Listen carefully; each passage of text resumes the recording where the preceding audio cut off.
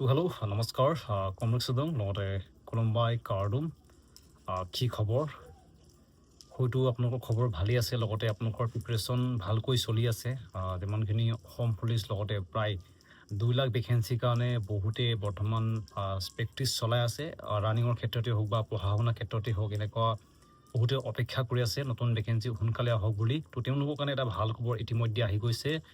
বৰ্তমান হয়তো আপোনালোকে গম পায় যোৱাকালি শপত গ্ৰহণ লৈছে CM ছাৰে তেওঁ বৰ্তমান অসমৰ আকৌ মুখ্যমন্ত্ৰী হলগে শপত গ্ৰহণ লৈছে তাৰ লগে লগে তেওঁ এটা ভাল খবৰ দিছে আজি দিছে তেওঁ খবৰটো কি আপোনাক সম্পূৰ্ণকৈ দেখুৱাই দিম আপোনালোকে নিজে চাব তাতে তেওঁ কৈছে যেন অতি সোনকালে যিমানখিনি 2 লাখ ভেকেঞ্চি দিবলগীয়া আছে তাৰ প্ৰচেছটো তেওঁলোকে আৰম্ভ কৰি দিব লগতে 3 মাহৰ ভিতৰতে তেওঁলোকে সেই সকলোখিনি কাম আৰম্ভ কৰি দিব আপোনালোকে হয়তো গম পাইছে 2 লাখ ভেকেঞ্চিটো নিশ্চয় আহিব CM ছাৰ ইয়াৰ বিষয়ে কি কৈছে আপোনালোকে সম্পূৰ্ণকৈ নিজে চাই লওক তো ভিডিঅ'টো আৰম্ভ কৰোঁ তৃতীয়তে আজি আমাৰ কেবিনেটে 2 লাখ চৰকাৰী চাকৰি আমি কি ধৰণে কেনেকৈ দিব পাৰিম এই বিষয়ে সিদ্ধান্ত ল'বৰ কাৰণে মুখ্য সচিবৰ অধীনত এটা টাস্ক ফ'ৰ্চ গঠন কৰি দিছে আৰু 3 মাহৰ ভিতৰত এই টাস্ক ফ'ৰ্চে ৰিপৰ্ট দিব যে কেনেকৈ অহা 5 বছৰত আমি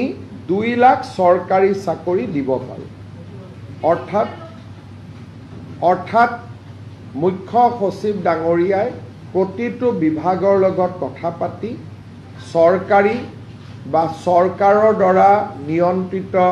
বিভিন্ন কৰ্পৰেশ্যন আমাৰ বিশ্ববিদ্যালয় 6 শিডিউলৰ কাউন্সিল এই গোটেইবিলাকত মিলি অহা 5 বছৰত আমি কেনেকৈ 2 লাখ যুৱক যুৱতীক চৰকাৰী চাকৰি দিব পাৰোঁ তাৰ বিষয়ে প্ৰতিবেদন এখন দিবৰ কাৰণে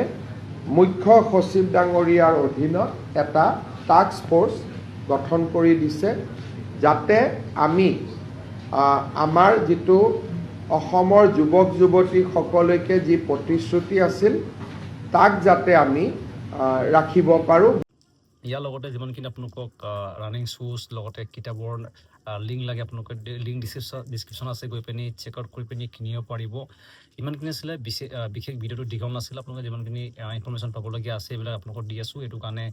চেনেলটো নিশ্চয় ছাবস্ক্ৰাইব কৰিব নাপাহৰিব